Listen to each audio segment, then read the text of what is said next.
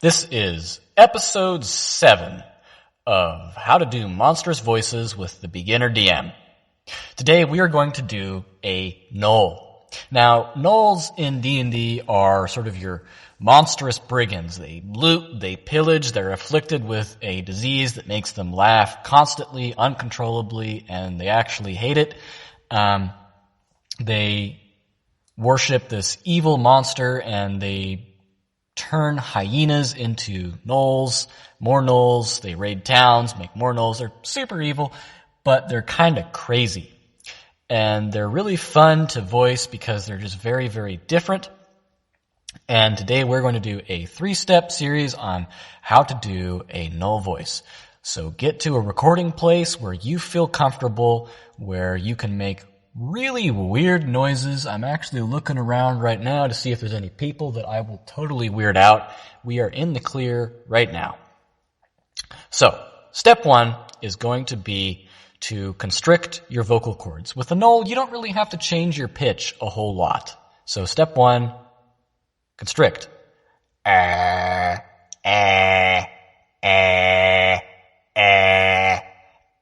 Unconstricted, constricted. Unconstricted, constricted, unconstricted, constricted.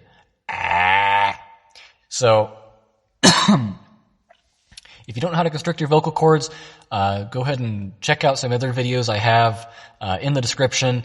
In the past episodes, I went over how to constrict a little bit, but just to give you a brief overview, you're going to want to picture your throat kind of clenching in on itself like a clenched fist. You're really going to want to, and push out with your chest a lot. So you constrict your vocal cords and push out with your chest. Step 2. Step 2 is going to be to breathe constantly and stop constantly mid-sentence. So it's going to sound a little bit like this. You're going, constricting your vocal cords, and then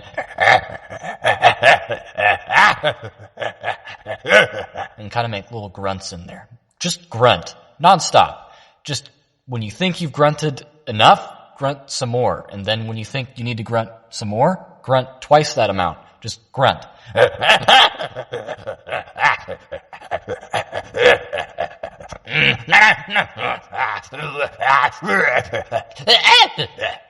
Once you get the hang of step 2, we're going to move on to step 3, which is going to be to voice the character, and we're going to add a bit of high-pitched kind of yelps in there. And when it's all said and done, it's going to sound a little bit like this. Nasty, no, first. Crossbow, have shoot at you. Yes. Crossbow, have arrow. Magic crossbow, yes. It's a bit hard in my lungs right now. I'm still getting over COVID. So, what I did for step 3 was you want to push out at random times and just grunt loudly. You want to yell wildly and then constantly stopping mid-sentence, starting up again with a lot of force, and you just get this kind of shaky, unstable sounding character. You know, if it was talking normally, he'd sound kind of a bit crazy and you know, and but then you add the gravelly to it, and it's nasty, no, first. I take a lot of inspiration, obviously, like for those of you Warhammer fans out there, from the Skaven, from Warhammer 3, and how they chose to do the voices for those characters. They're really funny, but they're also like kind of catchy when you listen to them a lot. So if you have some time, just look up Skaven voice lines from Warhammer 3, and something that I think kind of works for a Gnoll is like saying words multiple times, like, I see, tree. And you could always experiment with this, like make the voice lower. Tree.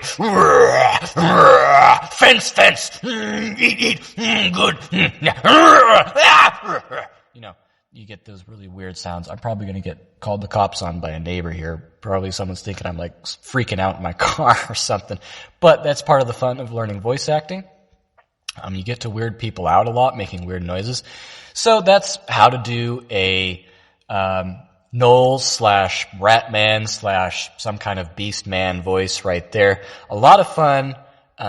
Definitely, when I played this at my table for the first time, my players absolutely loved it. Said super fun with it.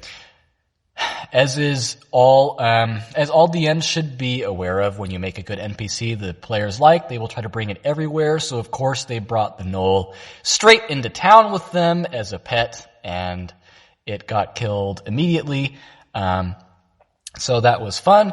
Anyway, hope y'all get some joy from this and practice it, have fun, and have some laughs at your table.